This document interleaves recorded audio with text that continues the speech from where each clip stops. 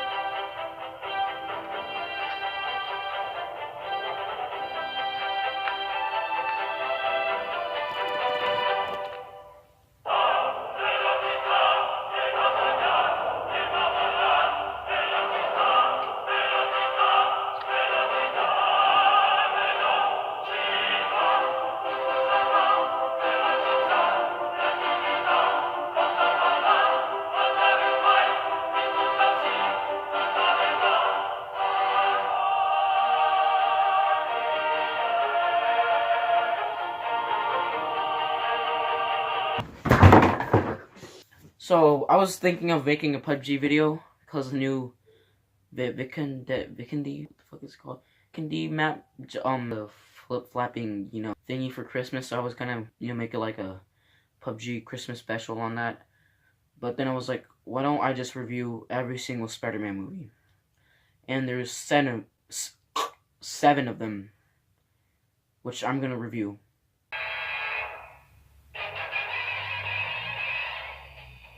Usually, people make scripted videos, but this is just, like, generally my thoughts, because, I don't have time for fucking scripts, fucking nerds out there, dumbasses. Okay, so I'm gonna do, like, a, ranking, so I'm gonna rank them on a scale of 1 to 10, on each movie, and they're gonna be ranked from, worst to best. So yeah, that's basically it. Number 7. Okay, Spider-Man 2. Yeah, this movie just stinks. It sucks, man. This might be one of the worst product placement movies ever. I'm not joking. Like, it's just product placement everywhere. I even get bored of it. Just rewatching the movie. All I look up, oh my god, Sony. Oh my god, McDonald's.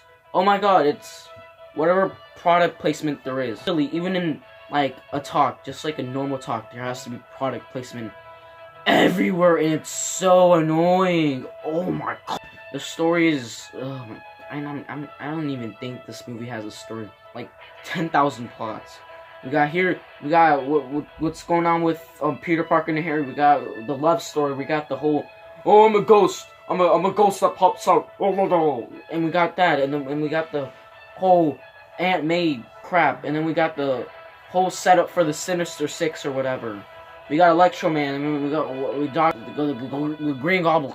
Yeah, it's too much. I can't really go in depth with it because crap. I don't even know why I keep this. I'm just gonna take it off. I don't care how it looks.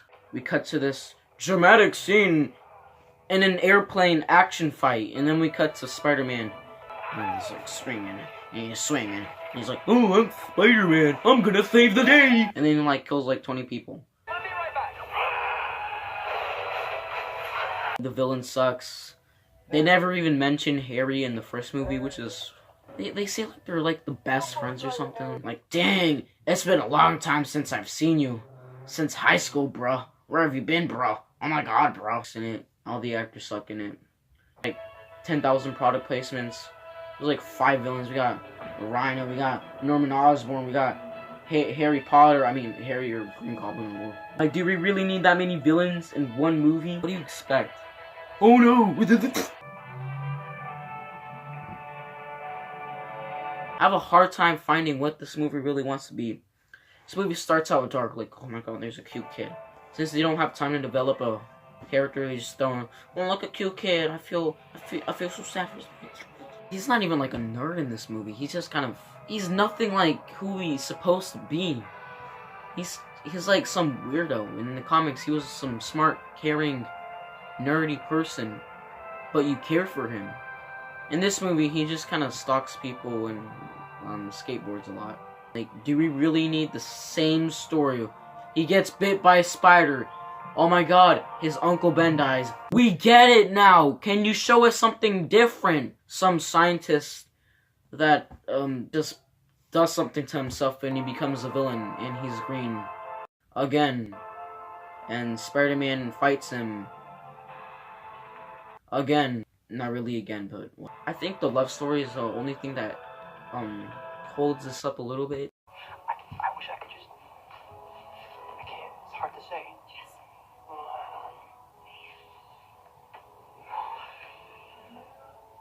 What? All I have to say about it, that's good. The rest of it's shit. Uncle Ben! No! Call an ambulance! Call an ambulance! Okay, so you might be saying, Anthony, you hate Spider-Man Into the Spider-Verse. I actually found this very similar to The Amazing Spider-Man. I forgot to say The Amazing Spider-Man. But yeah, I found this very much the same. You know, we got a new character.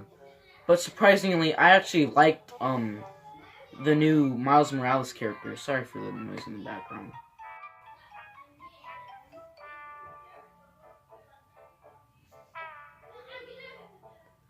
Okay, let's get to the villains of this. Didn't I already talk about the villain? Oh yeah.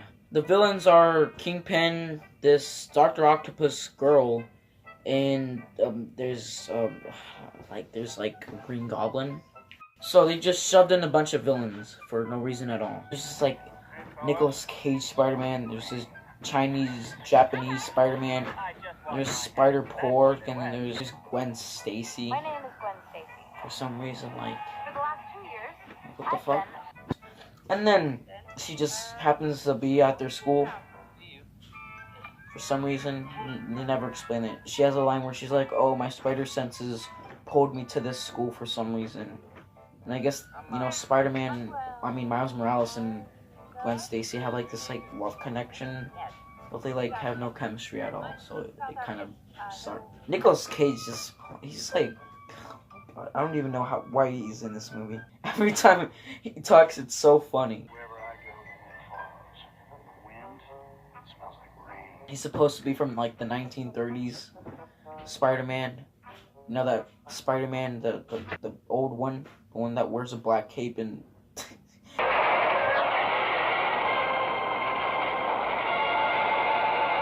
You got this Japanese Spider-Man. I don't even know where she's from. He's like Spider-Pork.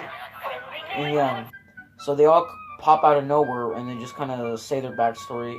They really have no character at all. And they basically talk about how they're gonna save and go back to the port or whatever. This movie really feels like it's rushed. I mean, towards, like, what I've talked about was, like, all the way towards the second act. But then once you get to the third act, holy shit, man, things just start to fall apart. So, the first 2 acts are good, or, like, they're decent. They start to get worse as the acts go on. The first act is a really, really decent movie. You know, it's a good take. But then we get to the second act, and they just kind of shove in all this crap, and it's just like, it's fine, whatever. I can deal with it as long as the rest of the movie is good. I'll be fine. But then once we get to the third act, that's when just everything falls apart, and a bunch of Spider-Mans blow up shit, and it just kind of falls apart. At the end, it's just kind of like, oh, it's another crappy Spider-Man movie. Corny stuff in it. And so, do I think this movie is good? Not really. I don't think you should go check it out. This movie really does feel rushed. A lot of acting, a lot of the, well, not acting, but a lot of the voiceover, the lines are really bad towards the end of the movie. You know, there's a lot of bad stuff. There's a lot of... So, do I think this movie is that bad? No. I mean, I think it is bad, but compared to these other shit whores, this movie's at least better than The Amazing Spider-Man. But yeah, that's all I have for today. Merry Christmas, everybody. I'll be doing part 2 sooner, because I gotta, get the whole PUBG, Vikendi, whatever the fuck that map's called, out, and yeah, so that's basically it. Hope you liked it. Hopefully in the next video, I'll be talking about all the good Spider-Man movies. In this video, I just covered all the bad ones. So yep, that's basically it. Thank you guys for watching, and peace out.